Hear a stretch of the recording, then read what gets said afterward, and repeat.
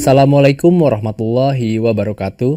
Selain target dan indikator kinerja yang telah kita bahas di video sebelumnya, hal penting berikutnya yang perlu kita perhatikan dalam penyusunan perencanaan penganggaran adalah standar analisa belanja.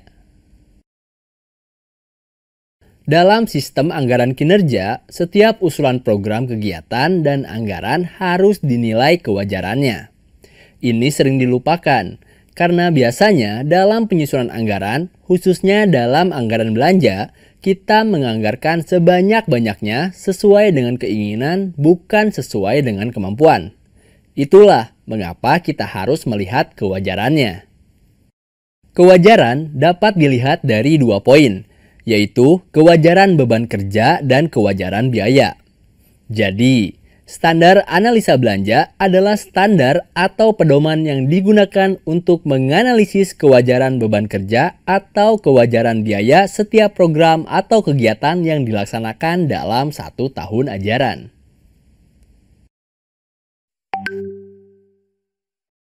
Mengapa penilaian kewajaran beban kerja penting? Ibaratnya seperti memiliki nafsu kuat tetapi tenaga kurang. Atau diartikan dengan kita menganggarkan sebanyak-banyaknya, ternyata tidak sanggup melaksanakannya. Karena tidak sesuai dengan kemampuan yang dimiliki. Atau kita tidak menganggarkan sesuai kewajaran biaya yang seharusnya. Mari kita bahas satu persatu. Apa itu penilaian kewajaran beban kerja? Yang pertama adalah kaitan logis antara program atau kegiatan yang diusulkan dengan strategi dan prioritas suatu institusi, instansi, atau organisasi. Mengapa ini perlu? Karena setiap institusi, instansi, atau organisasi memiliki visi dan misi masing-masing. Oleh karena itu, perlu dilihat apakah program kegiatan yang dianggarkan sudah memiliki benang merah atau relevan dengan visi dan misi dari organisasi tersebut. Seringkali terjadi program kegiatan yang disusun adalah copy-paste atau menyalin dari tahun sebelumnya, dan tidak ada kaitan atau benang merah dengan visi dan misi dari organisasi tersebut. Dalam hal ini, tidak berkaitan dengan visi dan misi madrasah itu sendiri. Kemudian yang kedua adalah kesesuaian antara program atau kegiatan yang diusulkan dengan tugas pokok atau fungsi satuan kerja yang bersangkutan. Ini juga penting. Program kegiatan harus yang menjadi tupoksi dari suatu organisasi, atau di madrasah yang menjadi tupoksi dari madrasah tersebut. Itulah yang dikerjakan. Walaupun kegiatan tersebut bagus hasilnya, target tercapai, tetapi bukan termasuk tupoksi madrasah, maka bukan termasuk capaian kerja dari madrasah tersebut.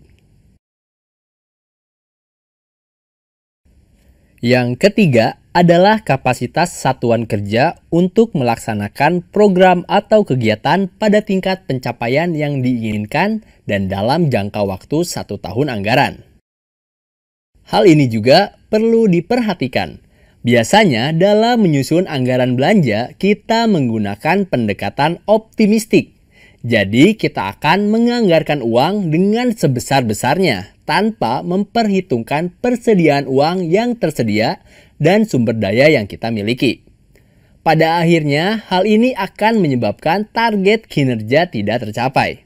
Sebagai contoh, kita menganggarkan 15 kegiatan. Padahal dari sumber daya dan waktu yang kita miliki, kita hanya mampu melaksanakan 10 kegiatan.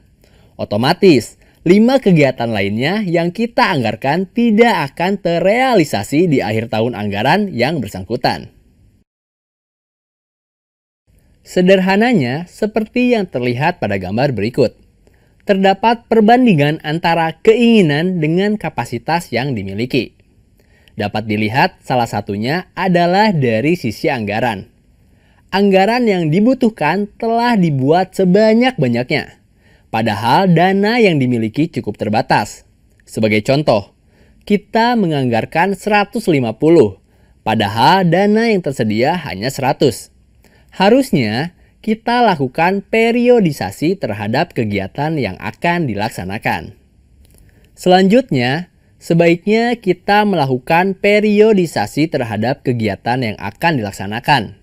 Misalnya, waktu yang dibutuhkan terikat oleh tahun anggaran. Maka, waktu yang tersedia hanya dari 1 Januari sampai dengan 31 Desember.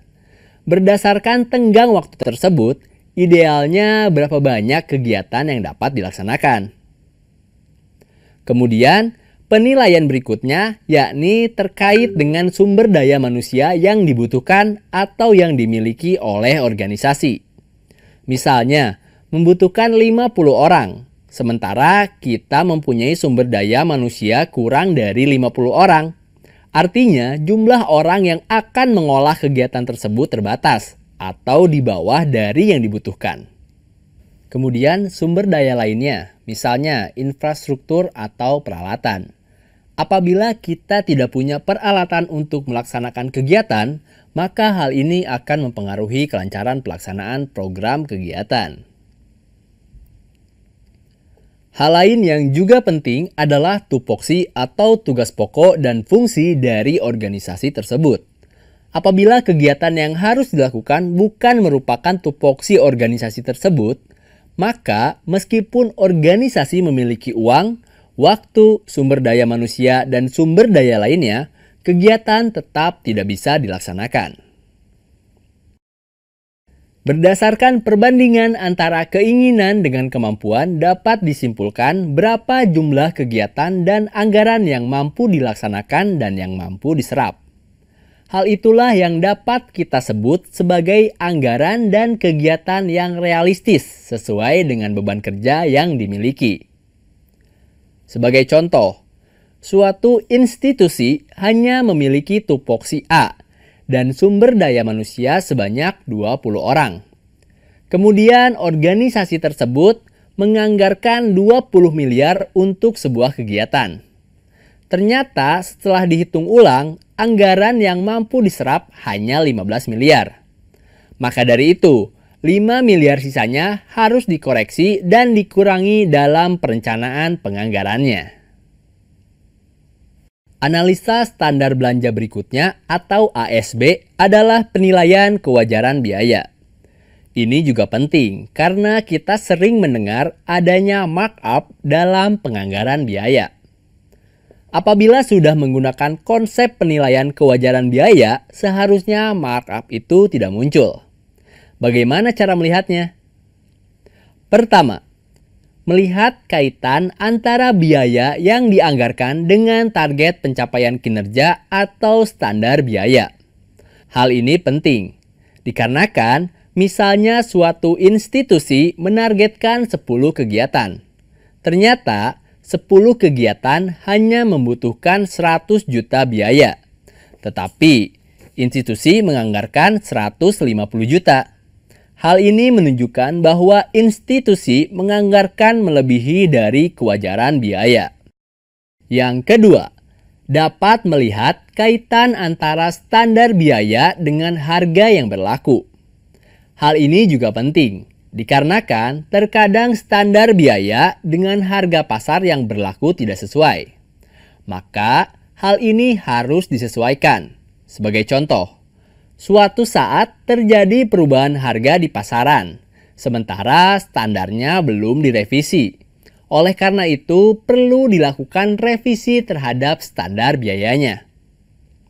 Pada umumnya, setiap perusahaan memiliki standar.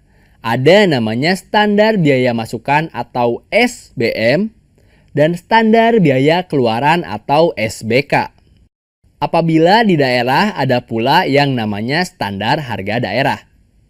Standar ini harus disesuaikan dengan institusinya. Apabila madrasah adalah institusi pusat, maka sesuaikan dengan standar biaya yang dikeluarkan oleh Menteri Keuangan. Ketiga, kaitan antara biaya yang dianggarkan, target pencapaian kinerja dengan sumber dana. Hal ini tidak kalah penting, dikarenakan masing-masing sumber dana memiliki aturan tersendiri dalam menggunakan biayanya. Sebagai contoh, dana BOS. Pada dana BOS, terdapat 14 komponen biaya yang bisa digunakan. Di luar 4 komponen biaya tersebut, maka tidak bisa digunakan. Walaupun kita masih punya sisa dana BOS, dana tersebut tidak bisa digunakan di luar 14 komponen biaya. Hal ini juga sama dengan sumber dana lain. Misalnya seperti sumber dana hibah. Sumber dana hibah dapat digunakan untuk kegiatan tertentu saja dan tidak bisa digunakan untuk kegiatan lain. Apabila ada dana hibah yang berlebih, maka harus dikembalikan lagi ke rekening kas negaranya. Ketiga hal tadi merupakan 3 hal yang harus diperhatikan dalam penilaian kewajaran biaya. Apabila skema kewajaran harga tampilannya seperti ini, dimulai dari program, lalu ada kegiatan, kemudian ada target kinerja, kegiatan itu perlu di breakdown anggarannya berapa. Anggaran disusun berdasarkan standar harga. Apabila di daerah, akan menggunakan standar harga daerah. Tetapi kalau madrasah sebagai institusi pemerintah pusat akan menggunakan standar harga dari Menteri Keuangan. Standar harga ini mengacu ke standar harga pasar.